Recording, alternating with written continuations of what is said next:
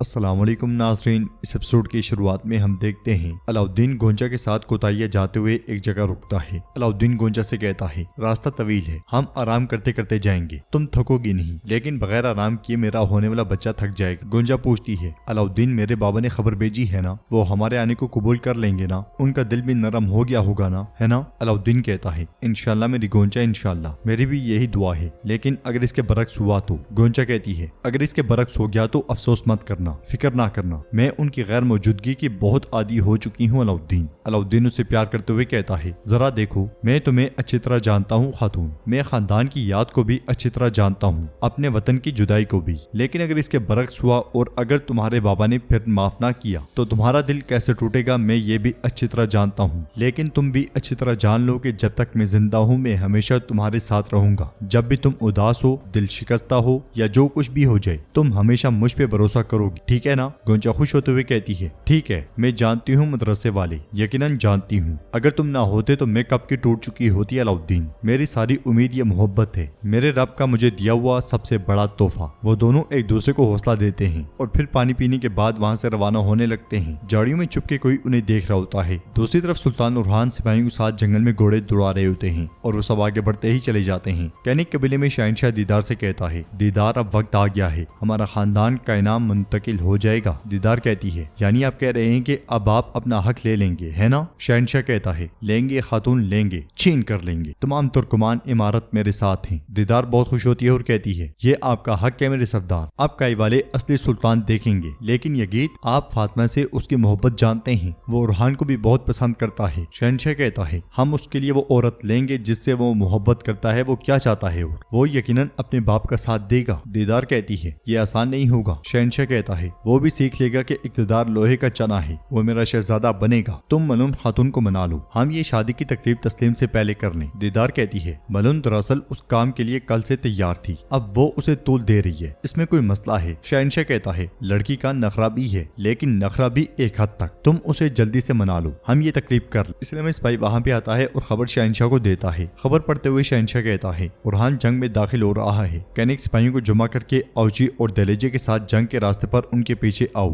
وہ یہ چاہتا ہے۔ دیدار پوچھتی ہے آپ کیا کریں گی؟ تو شہنشاہ کہتا ہے شادی کی تقریب ملون خاتون کے لیے نہیں بلکہ تمہارے لیے رہ جائے گی خاتون۔ ادھر ہم دیکھتے ہیں کہ جنگل میں فاطمہ اور فلاویوس سپاہیوں کے ساتھ آمنے سامنے آ جاتے ہیں۔ فاطمہ فلاویوس سے کہتی ہے زندگی میں میرا صرف ایک کاش ہے اور وہ تم ہو، میری سب سے بڑی غلطی، کاش میں نے تمہیں پہلی بار دیکھتے ہی وہی خنجر تمہارے دل میں اتار دیا ہوتا۔ فلاویوس کہتا ہے تم حق بجانب ہو، ناممکن جانتے ہوئے بھی میں نے اس محبت کی اجازت دی، جرم بھی اور گناہ بھی میری گردن پر ہے۔ فاطمہ کہتی ہے کوئی محبت نہیں ہے، تمہارے ہاتھوں پر میرے سپاہیوں کا خون ہے، اگر میں دوبارہ تمہارے سامنے آئی تو یہ صرف تمہیں مارنے کے لیے ہوگا۔ فلاویوس کہتا ہے ہم دونوں نے اپنا فرض ادا کیا، ہم نے اپنے وطن کی حفاظت کی، میرے پاس کوئی اور چارہ نہیں تھا۔ فاطمہ کہتی ہے میں تم سے قسم کھاتی ہوں کہ میں بہائے گئے ہر خون کا حساب ایک ایک کر کے لوں گی اور اس کے بعد تمہارے پاس حفاظت کے لیے کوئی وطن نہیں رہے گا۔ کمانڈر فلاویوس تم محبت کی رٹ لگائے پھرتے ہو نا، آج کے بعد محبت کو کبھی سامنے مت لانا، تمہاری نفرت تمہاری محبت سے بڑی تھی۔ فلاویوس کہتا ہے اپنے سردار سے کہو کہ اکیلا آئی۔ فاطمہ کہتی ہے اور تم بھی اپنی شہزادی اسپوچا سے کہو وہ بھی اکیلی آئی۔ یہ کہتے اور سنتے ساتھ ہی وہ دونوں پلٹ جاتے ہیں۔ ادھر دیفنے بورسا میں داخل ہوتی ہے اور آگے بڑھتے ہوئے اس کی آواز گونجتی ہے آج تمہارے لیے سب کچھ بدل جائے گا میری پیاری بہن، امید ہے کہ تم اس کے لیے تیار ہوگی۔ ایراز اس کا راستہ روکتے ہوئے پوچھتی ہے یہ کیا حالت ہے دیفنے خاتون، خیریت ہے؟ تو دیفنے کہتی ہے مجھے اپنی بہن سے ملنا ہے۔ ایراز کہتی ہے تم جا کہاں رہی ہو، کیا پھر استبل جا رہی ہو؟ دیفنے کہتی ہے اہم معاملہ ہے، میرے سامنے سے ہٹو۔ مگر ایراز گھوڑے کی رسی نہیں چھوڑتی کہ وہاں پہ آنے والی نیلوفر کہتی ہے تمہیں کیا ہوا ہے، یہ کیسی حالت ہے؟ دیفنے ناٹک کرتی ہے اور ایک دم گھوڑے سے اترتے ساتھ ہی اپنی بہن کے گلے رکھ جاتی ہے۔ نیلوفر اس سے پوچھتی ہے دیفنے کیا ہوا ہے، بولو نا کیا ہوا ہے؟ دیفنے کہتی ہے فلاویوس نے مجھے مارنے کی کوشش کی۔ ملون خاتون حیرانگی سے کہتی ہے دیفنے کیا کہہ رہی ہو تم، کیوں؟ دیفنے کہتی ہے انہیں اورحان صاحب کی قرارگاہ کی جگہ کا پتہ چل گیا تو اس نے میرے پیچھے سپاہی لگا دیے، میں مشکل سے ان کے ہاتھوں سے بچی، میں نے سنا ہے کہ وہ اورحان صاحب کے لیے جال بچھا رہے ہیں۔ نیلوفر کہتی ہے انہیں یہ کیسے پتہ چلا؟ دیفنے نہیں بولتی تو نیلوفر اسے جھنجھوڑتے ہوئے پوچھتی ہے میں نے کہا انہیں کیسے پتہ چلا؟ دیفنے کی آنکھوں سے آنسو بہہ پڑتے ہیں اور وہ ناٹک کرتے ہوئے کہتی ہے قبیلے میں ایک غدار کے ہونے کے علاوہ وہ کیسے جان سکتے ہیں بہن؟ برہان آگے بڑھتا ہے اور کہتا ہے خاتون ذرا بتاؤ اورحان صاحب کی قرارگاہ کہاں ہے؟ دیفنے کہتی ہے کولیسی وادی میں یا کہ کچھ ایسا ہی کراچائر نامی ایک جگہ تھی۔ برہان کہتا ہے یہ سرداروں کے علاوہ کوئی نہیں جانتا تھا۔ ملون خاتون پریشان ہوتے ہوئے کہتی ہے میرے اللہ میرے بچے کی حفاظت فرما۔ نیلوفر دیفنے سے کہتی ہے جاؤ تیار ہو جاؤ، تم بھی ہمارے ساتھ آ رہی ہو، اعراز دیکھ بھال کرو۔ یہ سنتے ساتھ ہی اعراز دیفنے کو لے کر چلی جاتی ہے۔